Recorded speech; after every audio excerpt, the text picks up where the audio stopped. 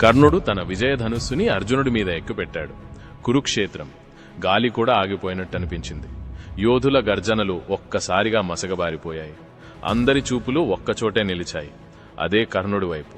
తన చేతుల్లో విజయధనుస్సు, ఆ కళ్లల్లో అగ్ని, ప్రతీకారం, గర్వం. నెమ్మదిగా అతను బాణాన్ని ఎక్కుపెట్టాడు. ఆ బాణం సాధారణ బాణం కాదు, అది నాగాస్త్రం. అదే సమయంలో అర్జునుడు గాండివాన్ని గట్టిగా పట్టుకుని నిలబడ్డాడు. కాని ఈసారి అతని గుండెల్లో ఒక చిన్న భయం పుట్టింది. ఆకాశం కూడా ఆగిపోయినట్టయింది. పక్షులు కూడా ఎగరడం మానేశాయి. ఒక్క క్షణం, ఒక్క శ్వాస. కర్ణుడు బాణాన్ని విడిచాడు. ఆ బాణం గాలి కంటే వేగంగా అర్జునుడి ప్రాణాన్ని తాకడానికి దూసుకెడుతోంది. అప్పుడే కృష్ణుడు ఒక్క క్షణంలోనే అన్నీ అర్థం చేసుకున్నాడు. ఆయన తన పాదంతో రథాన్ని బలంగా నేలలోకి నొక్కేశాడు. రథం కిందకి దిగింది. బాణం అర్జునుడి తలని తప్పించింది, కిరీటాన్ని తీసుకెళ్లింది. అర్జునుడు ఒక్కసారిగా శ్వాస తీసుకున్నాడు. మరణం అతని ముందు నుంచే వెళ్లిపోయిందని.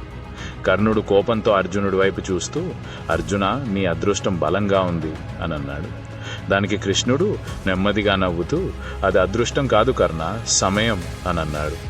ఆ ఒక్క క్షణం కృష్ణుడు లేకపోతే మహాభారతం కథ అక్కడితో ముగిసేదేమో.